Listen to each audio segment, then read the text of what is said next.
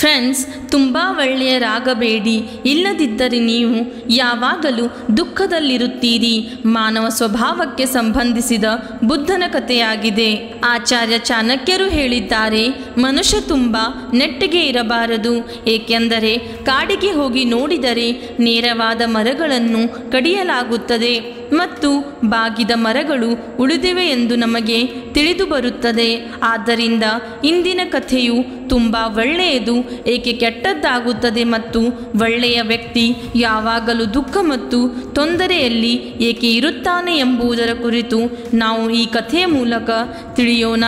ಒಮ್ಮೆ ಒಬ್ಬ ವ್ಯಕ್ತಿ ಬೌದ್ಧ ಸನ್ಯಾಸಿಯ ಬಳಿಗೆ ಬಂದು, ಗುರು, ನಾನು ತುಂಬ ಸರಳ ಮತ್ತು ಒಳ್ಳೆಯ ವ್ಯಕ್ತಿ ಎಂದು ಹೇಳುತ್ತಾನೆ. ನಾನು ಯಾವಾಗಲೂ ಎಲ್ಲರಿಗೂ ಸಹಾಯ ಮಾಡಲು ಪ್ರಯತ್ನಿಸುತ್ತೇನೆ ಮತ್ತು ನಾನು ಎಲ್ಲರನ್ನೂ ಸಂತೋಷವಾಗಿಡಲು ಪ್ರಯತ್ನಿಸುತ್ತೇನೆ. ಆದರೆ ಎಲ್ಲರೂ ನನ್ನ ಲಾಭವನ್ನು ಪಡೆದುಕೊಳ್ಳುತ್ತಾರೆ, ನನ್ನನ್ನು ಗೇಲಿ ಮಾಡುತ್ತಾರೆ ಮತ್ತು ಯಾರು ನನ್ನನ್ನು ಗಂಭೀರವಾಗಿ ಪರಿಗಣಿಸುವುದಿಲ್ಲ.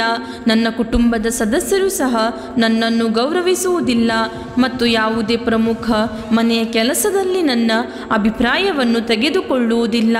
ಆದರೆ ನನ್ನ ಇಬ್ಬರು ಸಹೋದರರಿಗೆ ಹೋಲಿಸಿದರೆ ನಾನು ಕೂಡ ಹೆಚ್ಚು ಕೆಲಸ ಮಾಡುತ್ತೇನೆ. ನಾನು ಕೂಡ ನನ್ನ ಕುಟುಂಬವನ್ನು ಸೇರಿದ್ದೇನೆ. ನಾನು ನನ್ನ ಹೆತ್ತವರಿಗೆ ಸೇವೆ ಸಲ್ಲಿಸುತ್ತೇನೆ ಮತ್ತು ಮನೆಯಲ್ಲಿ ಎಲ್ಲರನ್ನೂ ಸಂತೋಷವಾಗಿಡಲು ಪ್ರಯತ್ನಿಸುತ್ತೇನೆ. ಆದರೆ ನನ್ನ ಭಾವನೆಗಳು ಯಾರಿಗೂ ಅರ್ಥವಾಗುತ್ತಿಲ್ಲ. ಎಲ್ಲರೂ ನನ್ನ ಲಾಭ ಪಡೆಯುತ್ತಾರೆ. ಇದು ನನಗೆ ಮಾತ್ರ ಏಕೆ ಸಂಭವಿಸುತ್ತದೆ? ಆ ವ್ಯಕ್ತಿಯ ಮಾತನ್ನು ಸಾವಧಾನವಾಗಿ ಕೇಳಿದ ಬೌದ್ಧ ಸನ್ಯಾಸಿ ಹೇಳುತ್ತಾರೆ, ನೀನು ನೇರ ಮತ್ತು ಒಳ್ಳೆಯ ವ್ಯಕ್ತಿ ಎಂದು ಯಾರು ಹೇಳಿದರು ಎಂದು ಕೇಳುತ್ತಾರೆ ಮತ್ತು ವಾಸ್ತವದಲ್ಲಿ ನೀನು ಒಳ್ಳೆಯ ವ್ಯಕ್ತಿಯಂತೆ ನಟಿಸುತ್ತಿದ್ದೀಯಾ? ಇದನ್ನು ಕೇಳಿದ ನಂತರ ಆ ವ್ಯಕ್ತಿಗೆ ಬೇಸರವಾಯಿತು. ಆದರೆ ಅವನು ಇನ್ನು ಬೌದ್ಧ ಸನ್ಯಾಸಿಯನ್ನು ಕೇಳುವುದನ್ನು ಮುಂದುವರಿಸುತ್ತಾನೆ. ಬೌದ್ಧ ಸನ್ಯಾಸಿ ಅವನನ್ನು ಕೇಳುತ್ತಾನೆ, ಸರಿ ಹೇಳು, ನೀನು ಪ್ರತಿಯೊಬ್ಬ ವ್ಯಕ್ತಿಗೆ ಏಕೆ ಸಹಾಯ ಮಾಡಲು ಬಯಸುತ್ತೀಯಾ? ಎಲ್ಲರನ್ನೂ ಸಂತೋಷವಾಗಿಡಲು ನೀನು ಏಕೆ ಪ್ರಯತ್ನಿಸುತ್ತೀಯಾ?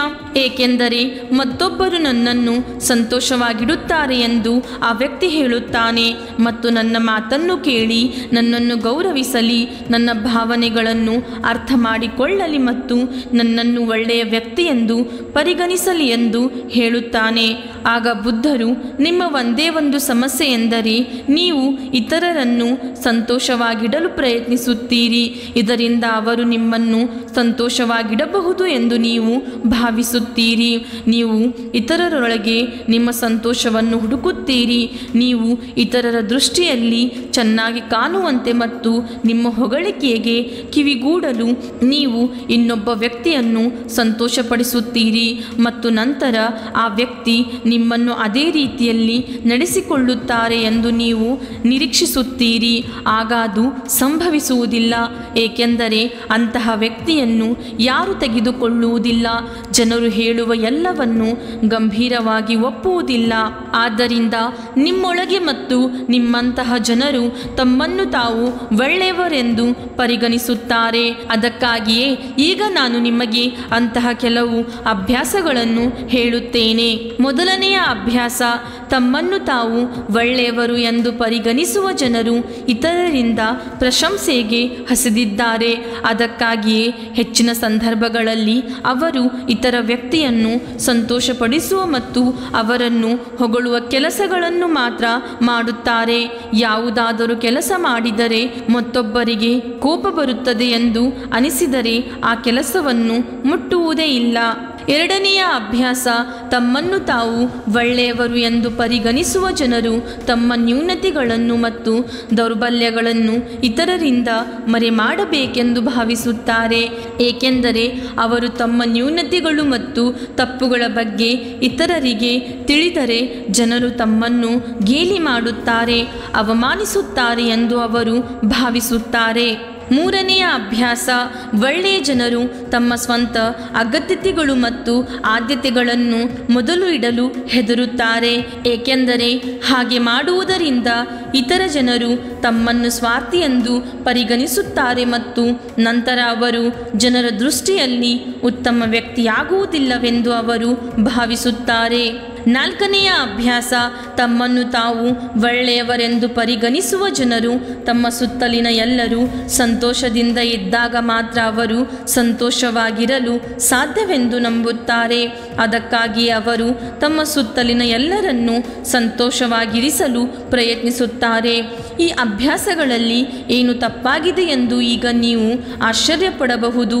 ಎಲ್ಲರಿಗೂ ಒಳ್ಳೆಯದನ್ನು ಮಾಡುವುದು ಒಳ್ಳೆಯದು, ಆದರೆ ಸಮಸ್ಯೆ ಏನೆಂದರೆ ತಮ್ಮನ್ನು ತಾವು ಒಳ್ಳೆಯವರು ಎಂದು ಪರಿಗಣಿಸುವ ಜನರು ನಿಜವಾಗಿಯೂ ತೋರುತ್ತಿಲ್ಲ. ಅವು ಒಳಗಿನಿಂದ ಭಿನ್ನವಾಗಿವೆ. ಮೊದಮೊದಲು ಒಳ್ಳೆಯವರಂತೆ ನಟಿಸುವವರು ಹೆಚ್ಚಿನ ಸಂದರ್ಭಗಳಲ್ಲಿ ಪ್ರಾಮಾಣಿಕರಲ್ಲವಂತೆ, ಏಕೆಂದರೆ ಒಳ್ಳೆಯರಾಗುವ ಪ್ರಕ್ರಿಯೆಯಲ್ಲಿ ಅವರು ಇತರರ ಕೆಟ್ಟದ್ದನ್ನು ಸಹ ಮರೆಮಾಡುತ್ತಾರೆ. ಇನ್ನೊಬ್ಬ ವ್ಯಕ್ತಿಗೆ ಅವನ ತಪ್ಪುಗಳ ಬಗ್ಗೆ ಎಂದಿಗೂ ಹೇಳಬೇಡಿ ಮತ್ತು ಇನ್ನೊಬ್ಬ ವ್ಯಕ್ತಿಯನ್ನು ಸಂತೋಷಪಡಿಸುವುದನ್ನು ಮಾತ್ರ ಹೇಳಿ ಮತ್ತು ಮಾಡಿ.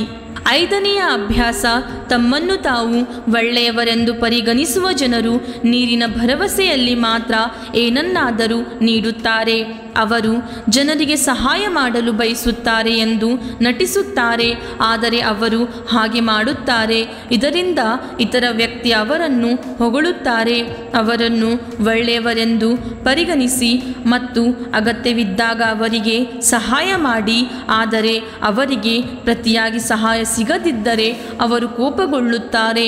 ಒಳಗೆ ಅವರು ತಮ್ಮ ಎದುರಿನ ವ್ಯಕ್ತಿಯನ್ನು ದ್ವೇಷಿಸಲು ಪ್ರಾರಂಭಿಸುತ್ತಾರೆ ಮತ್ತು ಅವರಿಂದ ಸೇಡು ತೀರಿಸಿಕೊಳ್ಳುವ ಅವಕಾಶವನ್ನು ಹುಡುಕಲು ಪ್ರಾರಂಭಿಸುತ್ತಾರೆ.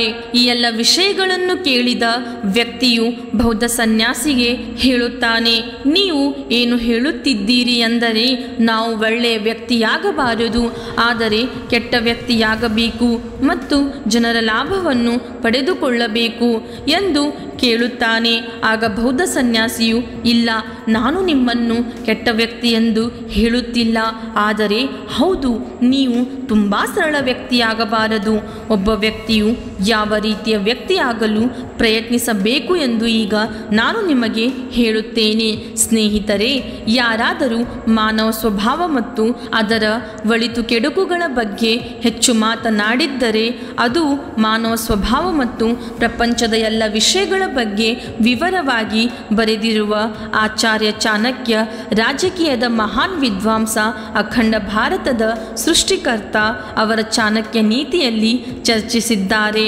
ಅವರು ಎಷ್ಟು ತಿಳುವಳಿಕೆಯುಳ್ಳವರು ಮತ್ತು ದೂರದೃಷ್ಟಿ ಉಳ್ಳವರಾಗಿದ್ದರು ಎಂದರೆ ಸಾವಿರಾರು ವರ್ಷಗಳ ನಂತರವೂ ಅವರು ಹೇಳಿದ ಪ್ರತಿಯೊಂದು ವಿಷಯವೂ ನಮ್ಮ ಜೀವನದಲ್ಲಿ ಸಂಪೂರ್ಣ ನಿಖರತೆಯೊಂದಿಗೆ ಅನ್ವಯಿಸುತ್ತದೆ. ನಂತರ ಬೌದ್ಧ ಸನ್ಯಾಸಿಯು ಹೇಳಲು ಪ್ರಾರಂಭಿಸಿದರು, ನೀವು ಇತರರ ದೃಷ್ಟಿಯಲ್ಲಿ ಸರಳ ಅಥವಾ ಉತ್ತಮ ವ್ಯಕ್ತಿಯಾಗುವುದಕ್ಕಿಂತ ಹೆಚ್ಚಾಗಿ ನೆಲೆಗೊಂಡ ವ್ಯಕ್ತಿಯಾಗಲು ಶ್ರಮಿಸಬೇಕು. ಅವರು ನೆಲೆಸಿದ ವ್ಯಕ್ತಿ ಉತ್ತಮ ವ್ಯಕ್ತಿಯಾಗಲು ಯಾರಿಗೆ ಆಸಕ್ತಿ ಇಲ್ಲ, ಅವನು ತನ್ನನ್ನು ತಾನು ಇಷ್ಟಪಡುತ್ತಾನೆ, ಅವನು ಮನುಷ್ಯ ಮತ್ತು ಅನೇಕ ನ್ಯೂನತೆಗಳನ್ನು ಹೊಂದಿದ್ದಾನೆ ಎಂದು ತಿಳಿದಿದ್ದಾನೆ ಮತ್ತು ಅವನು ತನ್ನ ನ್ಯೂನತೆಗಳನ್ನು ಸಹ ಸ್ವೀಕರಿಸುತ್ತಾನೆ.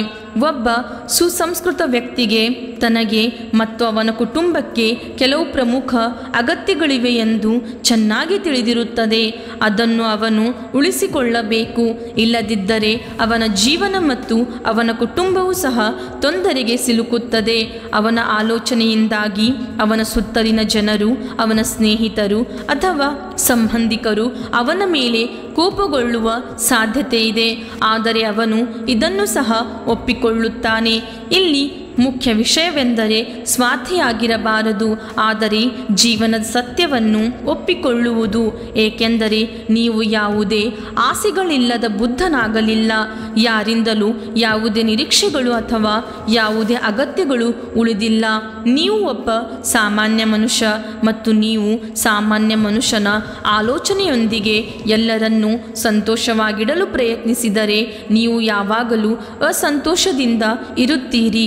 ಏಕೆಂದರೆ ಇತರ ವ್ಯಕ್ತಿಗಳಿಂದ ನಿಮ್ಮ ನಿರೀಕ್ಷೆಗಳು ಹೆಚ್ಚಾಗುತ್ತದೆ ಮತ್ತು ಆ ನಿರೀಕ್ಷೆಗಳು ಈಡೇರದಿದ್ದಾಗ ನೀವು ಅತೃಪ್ತಿಯಾಗುತ್ತೀರಿ.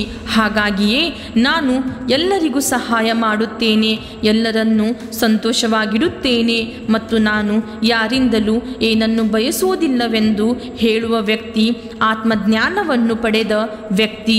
ಯಾರಿಂದಲೂ ಏನನ್ನು ಅಪೇಕ್ಷಿಸುವುದಿಲ್ಲ, ಆದರೆ ಆತ್ಮಜ್ಞಾನವನ್ನು ಪಡೆಯುವುದು ಪ್ರತಿಯೊಬ್ಬರ ಕೈಗೆಟುಕುವುದಿಲ್ಲ ಎಂಬ ಕಾರಣದಿಂದ ಒಬ್ಬನು ತನ್ನನ್ನು ತಾನೇ ಹೊಗಳಿಕೊಳ್ಳದಿದ್ದರೂ ಮೊದಲು ಆತ್ಮಜ್ಞಾನವನ್ನು ಪಡೆಯಬೇಕು. ಅದಕ್ಕಾಗಿಯೇ ನೀವು ಈ ಜೀವನದ ಸತ್ಯವನ್ನು ಒಪ್ಪಿಕೊಳ್ಳಬೇಕು ಮತ್ತು ಶೋಷಣೆಯ ಅತೃಪ್ತ ಬಲಿಪಶುದಿಂದ ನಿಮ್ಮನ್ನು ರಕ್ಷಿಸಿಕೊಳ್ಳಲು ಸರಳ ವ್ಯಕ್ತಿಯಾಗುವ ಬದಲು ವಿಂಗಡಿಸಲಾದ ವ್ಯಕ್ತಿಯಾಗಲು ಪ್ರಯತ್ನಿಸಬೇಕು. ಹಾಗೂ ಈಗ ನಾನು ಚೆನ್ನಾಗಿ ದುಂಡಾದ ವ್ಯಕ್ತಿಯ ಗುಣಲಕ್ಷಣಗಳನ್ನು ಹೇಳುತ್ತೇನೆ. ಮೊದಲನೆಯ ಲಕ್ಷಣವೆಂದರೆ ಅವರು ತಮ್ಮ ಮತ್ತು ತಮ್ಮ ಪ್ರೀತಿ ಪಾತ್ರರ ಅಗತ್ಯಗಳಿಗೆ ಆದ್ಯತೆ ನೀಡುತ್ತಾರೆ. ಈ ಜನರು ಇತರರ ಅಗತ್ಯಗಳ ಬಗ್ಗೆ ಕಡಿಮೆ ತಿಳುವಳಿಕೆ ಹೊಂದಿದ್ದಾರೆ ಅಥವಾ ಇತರರನ್ನು ಕೆಳಗಿಳಿಸುವುದರ ಮೂಲಕ ಅವರು ಮೇಲಕ್ಕೆ ಏರಲು ಪ್ರಯತ್ನಿಸುತ್ತಾರೆ ಎಂದು ಇದರ ಅರ್ಥವಲ್ಲ. ಆದರೆ ಈ ಜನರು ತಮ್ಮ ಸ್ವಂತ ಪ್ರಮುಖ ಅಗತ್ಯತೆಗಳ ಹೊರತು ಇತರರ ಅನಗತ್ಯ ಅಗತ್ಯತೆಗಳಿಗಾಗಿ ಇರುವುದಿಲ್ಲ ಎಂದರ್ಥ. ಹೇಗಾದರೂ ಒಬ್ಬ ವ್ಯಕ್ತಿಯು ನಿಜವಾಗಿಯೂ ತೊಂದರೆಯಲ್ಲಿದ್ದರೆ ಮತ್ತು ಅವರಿಗೆ ಅವರ ಸಹಾಯದ ಅಗತ್ಯವಿದ್ದಾಗ ಅವರು ತಮ್ಮ ಪ್ರಮುಖ ಕೆಲಸವನ್ನು ಹಿಂದೆ ಇಟ್ಟುಕೊಂಡ ನಂತರವೂ ಅವರಿಗೆ ಸಹಾಯ ಮಾಡಲು ಮುಂದೆ ಬರುತ್ತಾರೆ ಮತ್ತು ಅವರು ತಮ್ಮ ಸಾಮರ್ಥ್ಯಕ್ಕೆ ಅನುಗುಣವಾಗಿ ದುರ್ಬಲ ಮತ್ತು ನಿರ್ಗತಿಕರಿಗೆ ಸಹ ಸಹಾಯ ಮಾಡಲು ಸಿದ್ಧರಾಗಿದ್ದಾರೆ. ಅವರು ತಮ್ಮನ್ನು ಅನಗತ್ಯವಾಗಿ ಶೋಷಿಸಲು ಅನುಮತಿಸುವುದಿಲ್ಲ ಮತ್ತು ಅವರು ನಿಜವಾಗಿಯೂ ಯಾರಿಗಾದರೂ ಸಹಾಯ ಮಾಡಲು ಬಯಸಿದರೆ ಮೊದಲು ಅವರು ಆ ವ್ಯಕ್ತಿಗೆ ಸಹಾಯ ಮಾಡಲು ಸಾಧ್ಯವಾಗುತ್ತದೆ ಮತ್ತು ಸಮರ್ಥರಾಗಲು ಅವರು ತಮ್ಮ ಸ್ವಂತ ಅಗತ್ಯತೆಗಳನ್ನು ಸಹ ನೋಡಿಕೊಳ್ಳಬೇಕು ಎಂಬ ಅಂಶವನ್ನು ನಂಬುತ್ತಾರೆ. ಏಕೆಂದರೆ ಒಬ್ಬ ವ್ಯಕ್ತಿಯು ಸ್ವತಃ ತುಂಬ ಅನಾರೋಗ್ಯದಿಂದ ಬಳಲುತ್ತಿದ್ದರೆ ಅವನು ಇನ್ನೊಬ್ಬ ಅನಾರೋಗ್ಯದ ವ್ಯಕ್ತಿಗೆ ಹೇಗೆ ಸೇವೆ ಸಲ್ಲಿಸಬಹುದು? ಪ್ರತಿಯೊಬ್ಬ ವ್ಯಕ್ತಿಯು ತನ್ನದೇ ಆದ ಅಗತ್ಯತೆಗಳು ಮತ್ತು ಆಸೆಗಳನ್ನು ಹೊಂದಿದ್ದಾನೆ ಎಂದು ಚೆನ್ನಾಗಿ ದುಂಡಾದ ವ್ಯಕ್ತಿಯು ಗುರುತಿಸುತ್ತಾನೆ.